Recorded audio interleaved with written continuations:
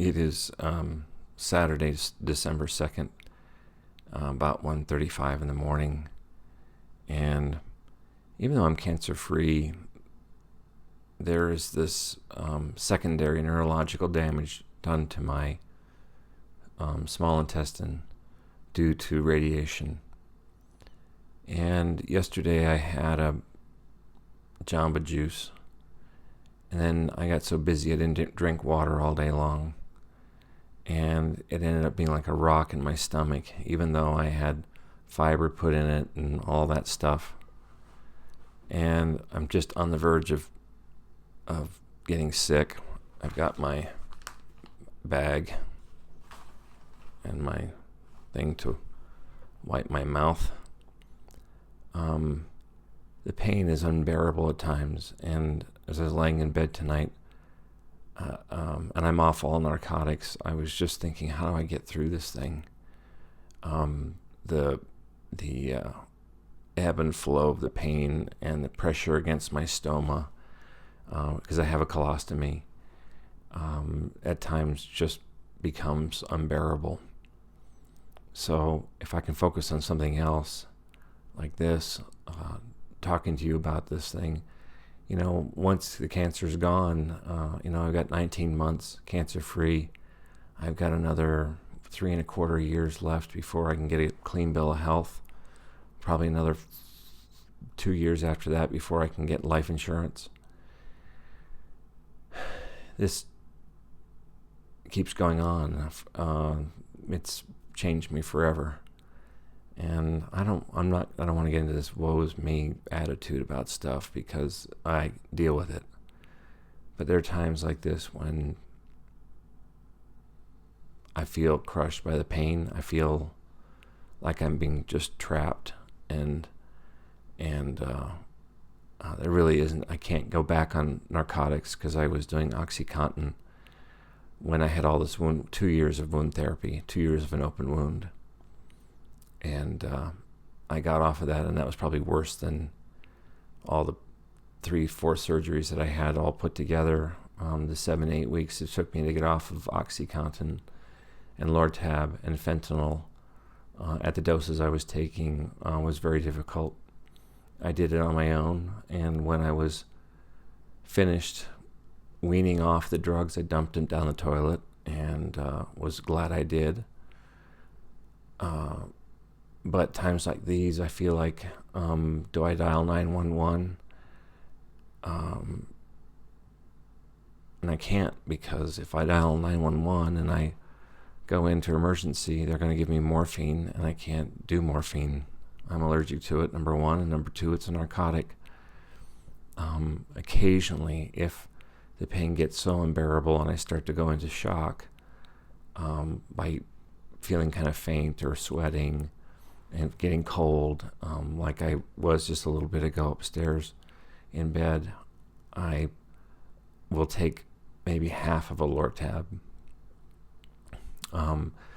Valium is supposed to stop the peristaltic action in my intestine, but it hasn't. Today I've been in pain. I've actually been up since 3:30 this morning, so I've been up 22 hours without any sleep. This is stuff that you deal with afterward. And, sometimes people say to you, well, it's better than the latter. Dealing with this pain is better than the latter. And it's like, I'm not suicidal, but they don't know what the hell they're talking about when they're saying that. Because there are times when you think death is probably the least painful way to get through this stuff. And I don't want to give up hope. I don't want to leave I don't want to die. I don't want to leave my kids and my wife and everybody. I've got a lot of stuff I've got to do. But there are times when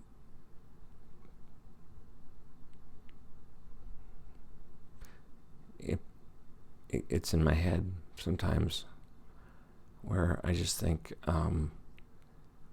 is this all really worth it?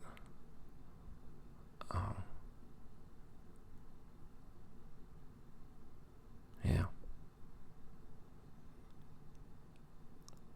I want you guys to see this thing.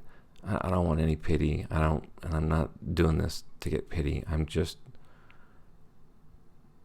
really wanting people to understand that there are people that can have these polyps removed in time, and I did see a doctor, and it was misdiagnosed.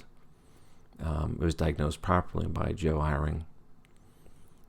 This documentary is really a hard thing to do, but it's going to be a lot of fun too. There's some great stuff that's going to happen here, but I just have to keep moving forward every single day, and sometimes it's hard just to take a shower. And there are times when I've taken a shower and crap is sprayed all over the place because I didn't put the bag on thinking that I was cleaned out and I was okay, and it takes me 20 minutes to wash that down the drain. And then the worst part about it is when I get a blockage like I've got right now, if it goes on too long, it's like a sewer backing up.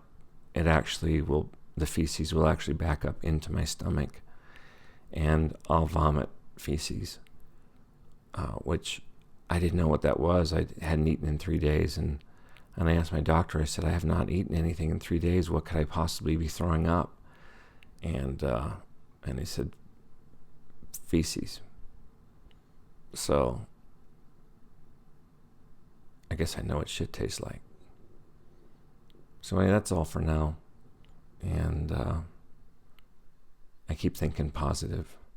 It's the only way to get through this stuff. But man, if you are 50 years old or you have any history of colorectal cancer in your family, you got to get screened. It's 12 hours of diarrhea or 6 hours of diarrhea or whatever to prep for it is nothing compared to crapping all over yourself, being on an airplane and have a seal break on the colostomy bag and having to deal with that. And the blockages, all I had to do yesterday was drink water. And I could have avoided this whole thing, but I got too busy. Anyway, that's all for now. And thanks for listening. And I'll keep you posted on the documentary. Thanks.